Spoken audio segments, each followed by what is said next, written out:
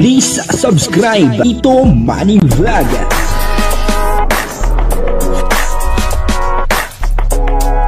Payagan po si Tito Manny Vlog na mag-reactor para pambiling gamot sa kanya pong karamdaman. Wala man siyang records ng ng away. Ay po yung birthday ni Beyonce at talagang doon makikita po natin na talagang marami po ang nagmamahal kay Beyonce Sobrang dami po nung tao. Makapanood po natin doon sa YouTube channel ni Kuya Bal, Bal Santos Matubang. Kung hindi nyo pa po napapanood, puntahan nyo lang po yung YouTube channel ni Kuya Bal.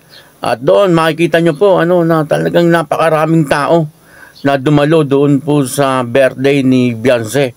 Isa lang po ang ibig sabihin niyan. Na talagang marami po ang humahanga at nagmamahal kay Beyonce. At dito po sa video po natin na ipapakita po natin kung paano po nag-propose etong si Kalingap Edu kay Beyonce. Kumbaga talagang pwede na kahit mga i-public na ni Kalingap Edu na siya ay talagang manliligaw kay Beyonce or baka girlfriend na niya si Beyonce. Hindi po natin alam kasi siyempre sila lang po dalawa nakakaalam nun.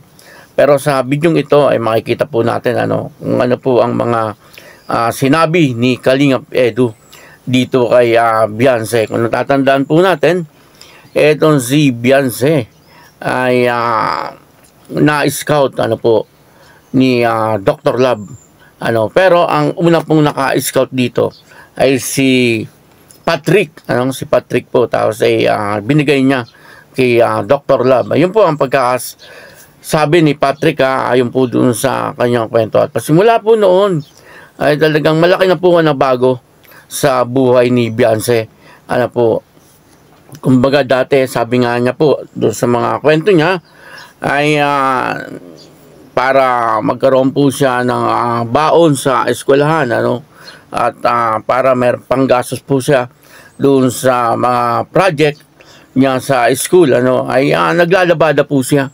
Tumutulong po siya sa paglalaba doon po sa kanyang ina. Ay talagang napakarami pong sakripisyo din ang pinagdaanan nitong si Beyonce bago po matanggap niya etong mga biyaya na ngayon talagang nag-uumapaw.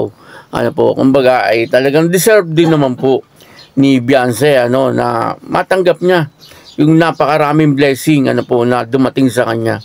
Hindi lang basta blessing talagang nag-uumapaw, siksik at liglig. Yung biyaya na dumating sa kanya. At kitang-kita naman po natin kung pong klaseng merong pamumuhay ngayon si Beyonce. Bukod sa meron na po siyang bahay at lupa, ay talagang nakakapag-aral po siya na maayos sa koleyo. Doon po sa La Consolacion. Nakakatuwa anong mga nangyari sa buhay ni Beyonce. At dito po sa birthday niya ay dito ay talagang napakaraming blessing din ang dumating sa kanya. Kaya papanoorin po natin yung video. At siyempre bago po yan, ako muna po bumabati sa inyong lahat ng magandang umagang, magandang tanghali at magandang gabi sa inyong lahat mga kapatid. Kung saan man kayo ng panig ng mundo naroon ngayon, ay mag-iingat kayo palagi at pagpalain kayo ng ating Panginoon. Maraming salamat din po sa patuloy na tumatangkilik sa aking YouTube channel at nanonood sa aking video reaction. Patuloy lang po natin suportahan sila Kuya Bal Santos Matubang, Kalingap Rab, Ate Edna Vlog, Jack Tapia, at yung mga kasamahan ko pong reactor sa Kalingap. Ganun din po yung mga charity vlogger na Kalingap partner. Ito po yung video panoorin po natin. At ang kabuuan po ng video ito ay mapapanood po natin sa YouTube channel ni Kalingap Rab. Ito tinagano ko talaga iniisip ko. Itong gagawin ko parang tanda. Hanggat suot mo to, hindi ako makakawala sa'yo. Siya si Beyonce. Bakit malungkot ka ba? Parang malungkot ka ngayon, Beyonce. Mata mo parang medyo naluluha ka. Masaya lang po at nandito na po kayo. Masaya ka lang kasi napunta ka ng team ko. Isang mag-aaral, naglalabada, para lang makapagtapos.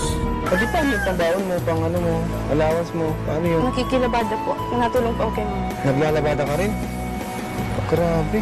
Ibang damit yun. Opo. Binabayaran po. Naninirahan sa lumang bahay na ito na pag-aari ng kanyang lola dahil nagiba na ang kanilang tunay na bahay.